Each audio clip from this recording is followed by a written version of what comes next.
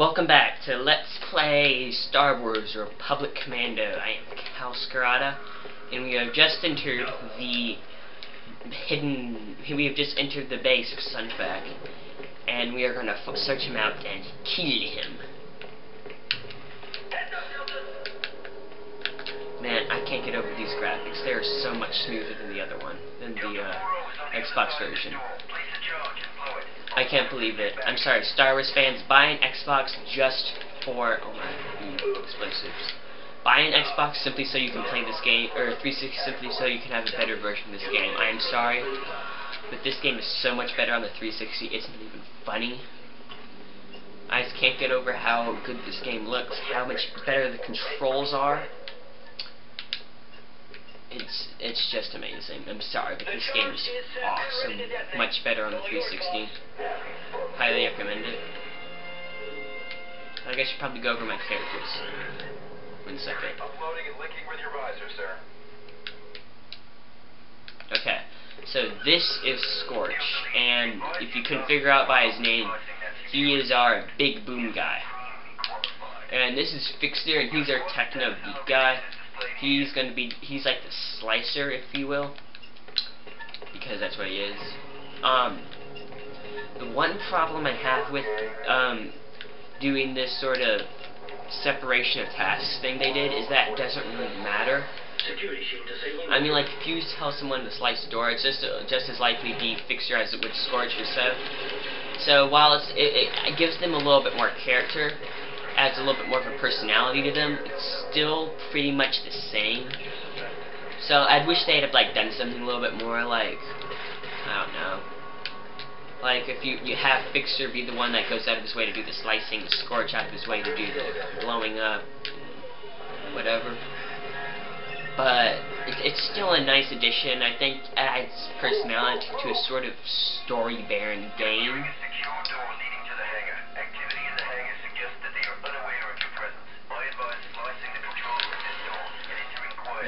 This guy. But they could have done a lot more with it than they actually did. So it's sort of kind of a moot point.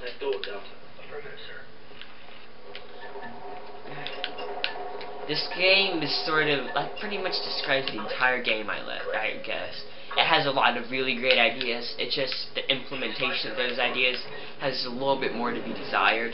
Sort of wish that you would have. They had an amazing idea, but they just didn't pursue it, which makes me strongly hope for a sequel.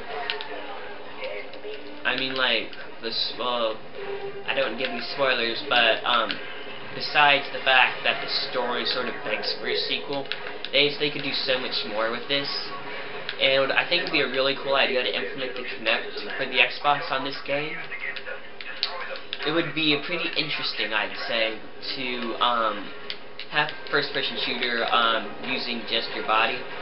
I think that if they could do it, then it would be pretty cool. I mean, like, it could rival quite a few games. So if I was Microsoft, I would probably be trying to work out a deal like that with LucasArts, because it's just amazing what they've done with this game. But I just wish they would do more. For example, like, I wish the squad commands were a little bit more fluid. I wish they had better weapon variety. I mean, like, the weapon variety that's there is good, but it's so barren that, I mean, not barren, I guess. They have weapon variety, but it's so hard to find those weapons in the beginning of the game that that doesn't really matter.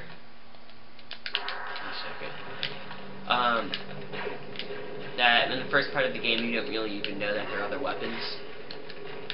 Like, I'm probably gonna go this entire level by only using this pistol. Adding the DC-17 adds a little bit more variety, but the snipers are really only good against like super battle droids and faraway people. And then the anti-armor attachment's only pretty much a quick way to take down super battle droids. So the weapon variety that's there, I appreciate it, but they could have done a lot more with it. So I buy it. Looking back on it, I realized that they could do a whole lot with this game. but what they have is really good. So no matter what, you should play this game.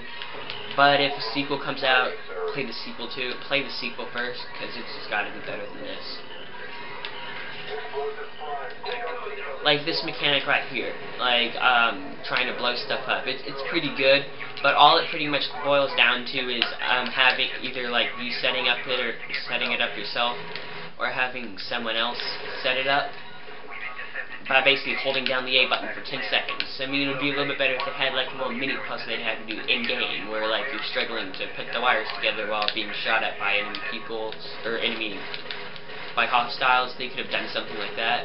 But instead, all it pretty much is you hold down the A button for 10 seconds and hope that no one shoots you, which sort of kind of takes the game away from you. And so I started disappointed with what they didn't do with it, but what they did is still pretty admirable in its own right.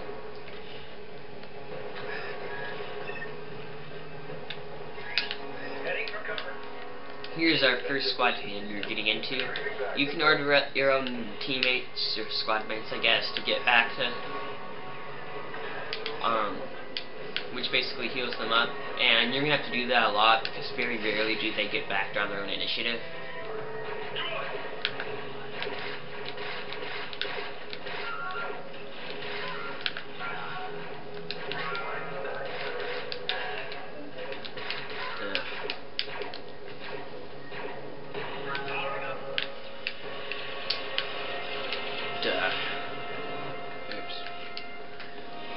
Soon we're going to get into different grenade types. Right now we have one grenade type, which is thermal detonators. They're basically, think of frag grenades. I mean, like, it's pretty much the kind of grenades you'd see in Halo. Like the non-sticky grenades, I guess. That's one thing I'm going to have to give these props for, is that the grenade selection is going to get a lot larger, like, really fast. Like, you won't even know that you have an extra grenade until you're out of grenades in the first one. You're desperately switching through, and like, ooh, I got another grenade, yay. Epic. Most 7 locking into your hut, sir. Getting acquainted with the locals, eh, Seth? So... Where's Sunfac? In the next room, boss. Don't worry.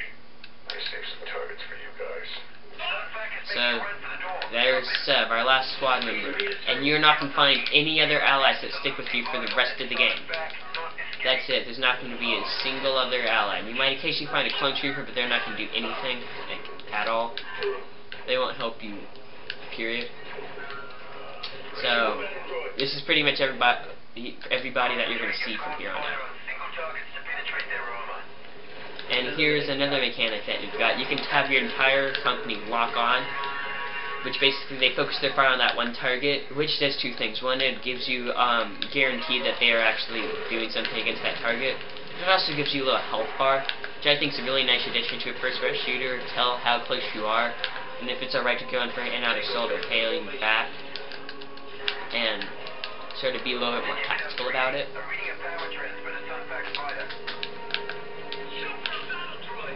But yeah, so they're pretty much the main super enemy that you'll face, and I think that they're pretty much the second worst enemy in the entire game. There's only one enemy that's worse, and it's more of a mini-boss than anything, but we'll get to that later. So much harder with just a pistol. I guess you probably explain what the pistol does. So the pistol has unlimited ammo.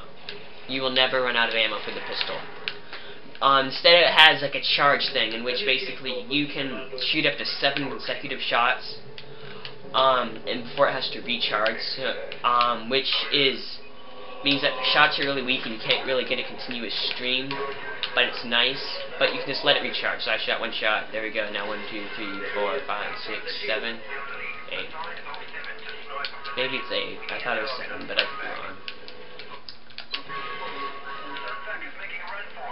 And here's another mechanic that we have. You can order your squad to take gunnery positions, basically, mainly only sniper, grenade, and anti-armor.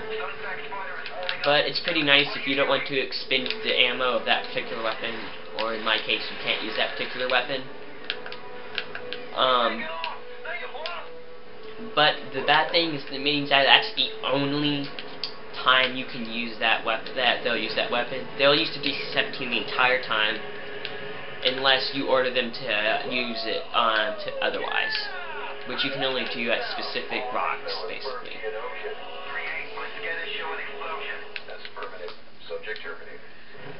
Alright, so next time we are going to go get another mission.